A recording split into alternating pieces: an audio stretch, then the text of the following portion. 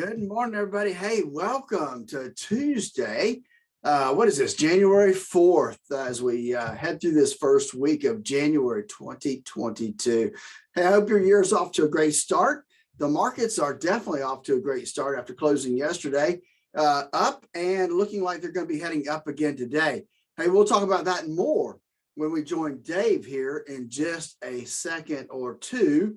But before we do, let me just remind you that when we look at things in the marketplace and things like that, and we're getting ready to retire, we're 5 years out from retirement, that's when it's time to start thinking about these things. Core retirement design, we put that together so that we can help you design the retirement you always dreamed of. We help you calculate the risk in your portfolio, organize your goals and objectives for retirement. We go through and review what risk and costs are in your current portfolio. People can't see the costs because they're hidden a lot of times. And then we help you establish that optimized risk match portfolio. So that's all in our core retirement design. Give us a call at 863-382-0037 to schedule your strategy session. Hey, with that, we got Dave coming up next. Poison is the earth. Rose has thorn. Good morning. Hello. Buenos dias. It's 20 before 9 here. Time to check in on your IRA and your 401k. You done that on the computer yet? You're probably happy based on yesterday. Let's see what the likelihood of the happiness continues being. Let's check in with Statler Financial Services' very own Phillip Statler, who's on the line. Phillip, good morning. How are you? Hey, good morning, Dave. Doing well today. This obviously this first week of 2022 is off to a great start when it comes to the stock market anyway. Yeah, I sure can't complain about the start we had yesterday. 246.5 points up on the Dow, 30 points up on the S&P. Nasdaq was up 188. I mean, the Dow is now a matter of just inches away from its all-time high.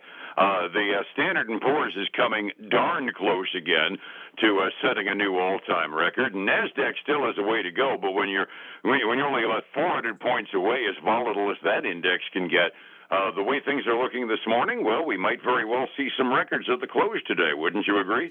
Yeah, I think we're very close to a lot of records, especially the S&P 500. And the Dow could easily slip up there too without any issues.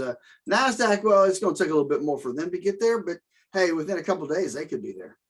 I was going to say 400 points on the Nasdaq, as volatile as that index is. Yeah, it's got a lot of growth stocks, which end up getting whacked every time there's a move on the interest rates or anything on international trade. But still, you know, we're well within 1%.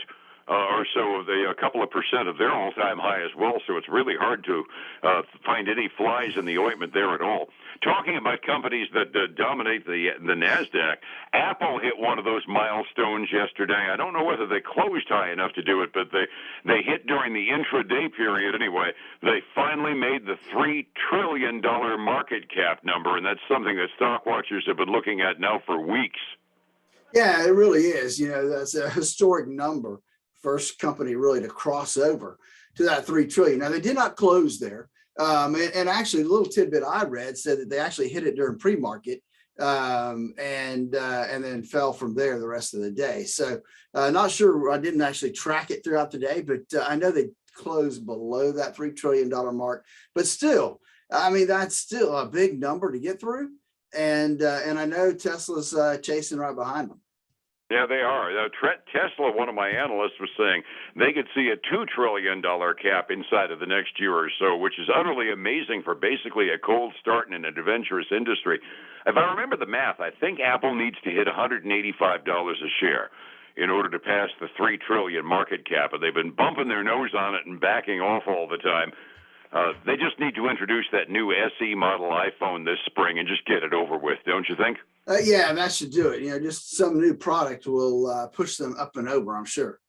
Yeah, just a new pair of earbuds. You know, what the heck? Yeah, $250, right? Yeah, if Apple says it's good, by God, the world will beat a path to the door. And I've always got that kind of a kick out of it. Hey, we got construction spending in yesterday morning, and you and I were kind of noodling through it before we went on the air. We had two numbers that came out that neither one was particularly impressive. The construction spending was actually a little bit less than expected, and then we had the ISM manufacturing index, which was positive but within expectations. It doesn't take much to satisfy investors these days, because after those two reports went out, we just started going up and never stopped looking back, did we? No, it really didn't. I mean, the markets went pretty much up and away yesterday. But I think they look at construction spending, and as long as there's a positive number going forward, that means it's better than it was the last month, increasing spending. So that's good across all fronts. So I think as long as it was going positive, they didn't really care what it was supposed to be. It was a plus number, and that's what they looked at. Dave, we're talking about interest rates. When you're talking about the Nasdaq and interest rate sensitivity, I popped over because I haven't really looked at the 10-year Treasury for a while, and it's up significantly where it was towards the end of last year. It's up to yielding 1.66% right now. And I can remember when it was down to almost below 1.3. And for folks that think that's not a big swing, when we're talking about the 10-year Treasury, that's a huge swing in interest rate yields. Absolutely. And it kind of gives me the idea that maybe we started to price in the Federal Reserve interest rate hikes onto the Nasdaq exchange, because I looked at it and I said, wait a minute, that's going up. Why is Nasdaq going up as fast as they are? Sounds to me like they're just basically pricing in the increased cost of money now and going forward. I think so. I mean, they've been told it's going to happen. So the question is, how much is it going to happen? And that's what we really don't know right now. Absolutely. We do need to always throw that little fly into the ointment that when we see those increase in interest rates, folks with CDs anywhere are probably saying, well, it's about darn time.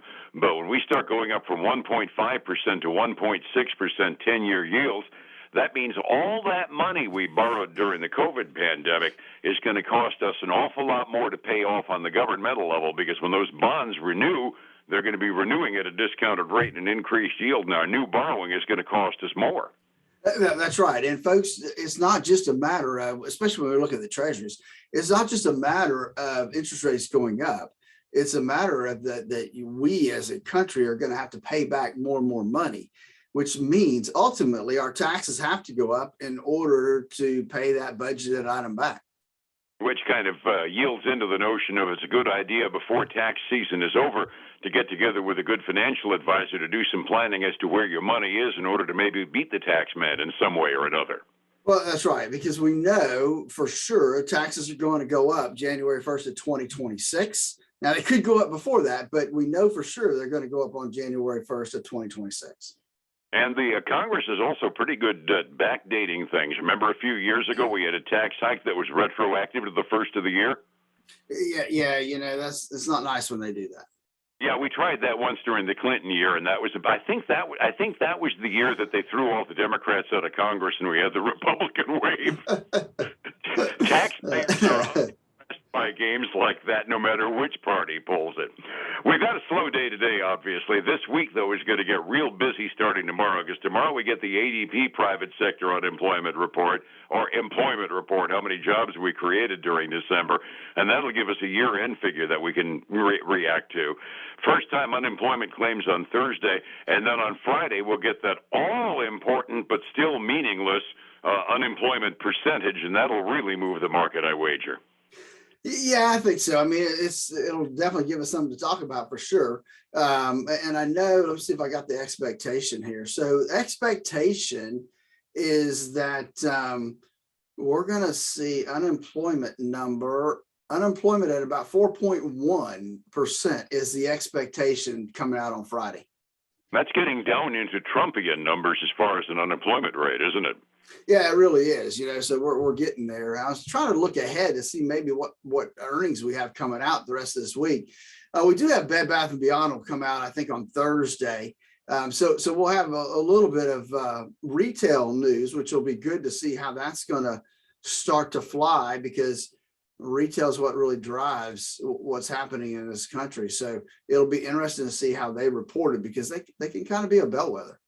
Absolutely. I was talking about the unemployment numbers and whatnot down the line. I pulled some charts down from one of my tip sheets back a couple of weeks ago, and we talk about the low unemployment rate. If you track our United States payroll numbers, and we've been talking about the great retirement and the great resignation and everything, and the number of people not going back to work, U.S. payrolls peaked right before the pandemic hit.